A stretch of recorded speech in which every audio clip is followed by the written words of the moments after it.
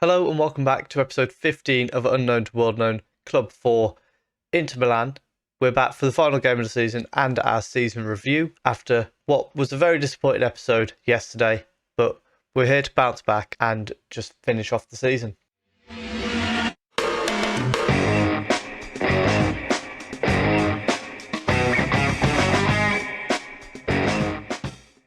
Following our loss to Juventus at the end of yesterday's episode, we've got a 4-game winning streak in the league: 3-0 against Udinese, 4-1 against Benevento, 2-0 against Napoli, and 3-1 against Empoli. Today we've got Bologna to finish the season.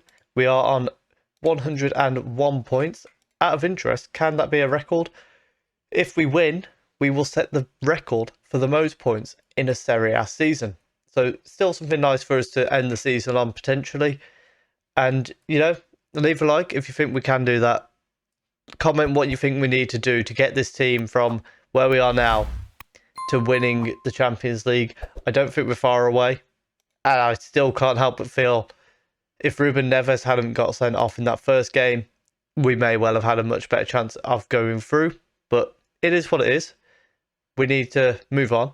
And we need to finish this season on a win so that we can move into the transfer window and get those slight improvements to the team. A little bit of experiment in the last few games. We've been going with a 5-2-1-2. Two reasons for this. One, I wanted to try Lautaro and Real up front together, and also Sokol was kicking off because I wasn't playing him in attacking midfield centrally. So kind of two birds with one stone. Bijlau is in goal. Harwood, Bellis, Bastoni and Upamecano as back three. Singo and Ruggeri as the wing backs. Ivan Carlos and Nagel in midfield, Sokol in the number 10, then Lautaro and Real up front together. Upamecano with a free kick on the left, Ruggeri to Real, and then inside to Sokol. Nagel on the ball goes back to Harwood Bellis. He's got Singo pushed up on the right hand side, and eventually Nagel to Lautaro Martinez cuts the ball through to Sokol, who slots it into the back of the net. We lead 1-0 after less than 2 minutes. Fantastic start, and this formation seems to be doing quite well. Maybe it'll be good for us to have the two options so we can go narrower or wider depending on who we're playing. I think that could be something that we look to do next season. Throw in for Bologna, Henrique to Kuame and then back to Svanberg. A lot of space for Bologna there, but the ball over the top was intercepted by Harwood Bellis. Lautaro receives it from Real. He tries to bring it forward, gets it to Singo, who's going to try and take on his man. Can he get past him? He has got past him. Runs into the box and puts it into the back of the net. I think Ruin might have stepped across the keeper there and taken a deflection into the back of the net. It was either the keeper got a hand to it or the defender knocked it over him. Either way, it's gone down as Singo's goal. So, very good for him. Let's have a quick look at what happened here. It was the keeper getting a hand to it, but we lead 2-0. Very nicely done. Rigo with a corner sends it in. Real smashes it against the bar. Upamecano can't head it in. Free kick on the edge of the area. Ruggeri is stood over it. Goes for goal, but it was a poor effort that goes wide of the post. Half time, 2-0 at the moment. It's been a very good first half. We're just going to tell them we're happy with how we control the possession, and we'll send them back out. Rigo with a throw in from the left hand side. Tries to find its way to Lautaro Martinez, but it was a poor throw in. However, Ruggeri does get back and intercept their attempt to bring the ball forward. Harwood Bellis on the ball now, back to Bastoni. Ivan Carlos to Sokol, to Real. Down the wing for Ruggeri, who's got a lot of space here. Can he get the ball across the box? He does so, goes all the way through to Singo, who sends it back in. Real heads in. It's 3-0, and we are looking very comfortable in this game against Bologna. Didn't really expect anything different, because I don't think Bologna are doing particularly well in the league. Not like in a relegation battle. They're just kind of in mid-table obscurity at the moment, I think. And, as champions, we're picking up a nice win on the final day. We do get a highlight from the kickoff, however. Ruin goes out to Emerson Royal, I should say. He's going to bring the ball forward quite aggressively. Plays the ball through to Colombo, but Bijlau makes a good save at his near post, and it's cleared away. Free kick on the right. Changhoon sends it in. Bijlau comes out and collects it. Are we going to get a bit of an attack coming from this?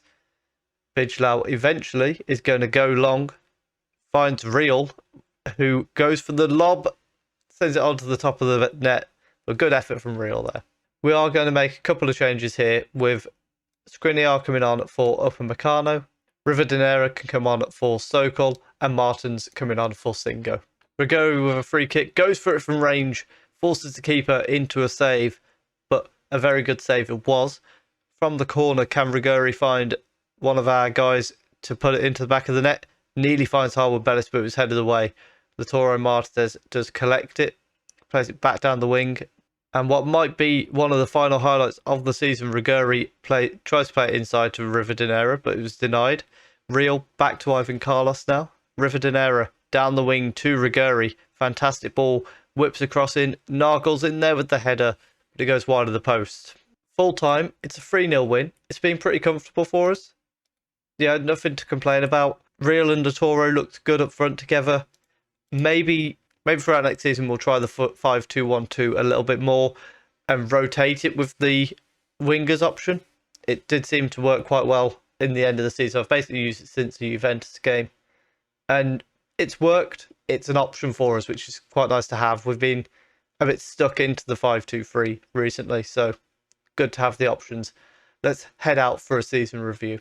And it's time for the season review. As you can see, our Serie A and Supercoppa here in the little preview. Going into the signings, they're not a fan of the signings, Arno. They are happy with Real, though. They're happy with Ruben Neves. They're not happy with Martins, but I am. I think he's done quite all right for us. Outgoing, I don't think there's anyone that they were particularly unhappy. They weren't happy with us selling Jota, but he had no place here. They were happy with most of them, though, so we can't complain. In the league, we were expected to win the league. We did exactly that at record points. So absolutely fantastic season for us. Champions League wise, they wanted us to reach the quarterfinal. We did that. I would have liked to have gone further, though, of course. Well, I mean, that goes without saying. Anyone wants to go further in a competition. Coppa Italia, they wanted us to reach the final. We got to the semi-final, but got knocked out by Juventus, who did go on to win it. And in the Super Cup, they didn't really care, but they were still happy we won it. Although, it was a little bit closer than I would have liked, if I'm being honest. Our biggest win of the season was a 5-0 win against Salernitana. Our match to remember was our 4-1 win against Sampdoria for unknown reasons. And our goal of the season was for Real in the 50th minute against Cagliari. I don't remember this goal, if I'm being honest. I might do when I see it, but at this stage, I couldn't say for definite if I do or not. I know we had one goal that was really good in another game. Kuhn scored a really nice goal, which I think should have been goal of the season. That one from Real, it's nice, but he ran in a straight line and hit it. Kuhn's was something else, in my opinion. But finance-wise, sponsorship goes up £5 million. Broadcast revenue does come down, which is odd because we kind of got to similar stages as what we did last year, except in the Champions League we went a bit further. But, you know, whatever. Corporate and hospitality going up a little bit. Competition prize money dropping quite a bit, which again is a bit surprising given the way in which, you know, the tournaments went. Match day and commercial does go up, however. Our top selling shirts, Bastoni, Lautaro, Kuhn, Sergei and Real. The big problem we've got going into the summer is Kuhn is one of the high priorities for teams like PSG, which is going to be hard for us to fight off. Our best 11, Bijlau in goal, a back three of Bastoni, Skriniar, Upamecano, Singo and Rigori as the wing backs, Ruben Neves and Milinkovic-Savic in midfield, Kuhn on the right, Sokol on the left, and Real up front. There's no real arguments here. You could put Real or Lautaro Martinez in there. Either way, they've both been really good. I think they've both had 20 goal seasons as well, which is very nice.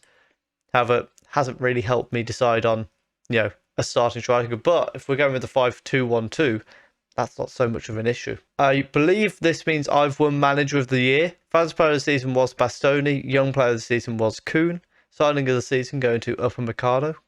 I'm glad to see that, given how much he cost us. Goal of the Season, as we know, was Real. Top goal scorer in all competitions was Lautaro Martinez with 20 goals, equal to Real, however.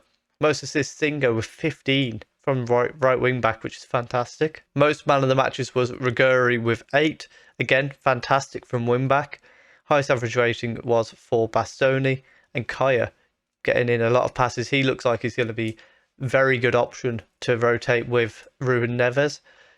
Competition wise, Lautaro Martinez picking up all sorts of stuff for most goals. Bijlau picking up all sorts of stuff for being the best goalkeeper. Very nice to see. And also record breaking Singo gets the most assists by a player in a season. So that is our 2028-29 season. A very good year, as you can see here. Record number of wins in the Serie A, record number of points. So yeah, there's things to like about the season, even if there's things that were missing from the season as well. Have we got any budgets?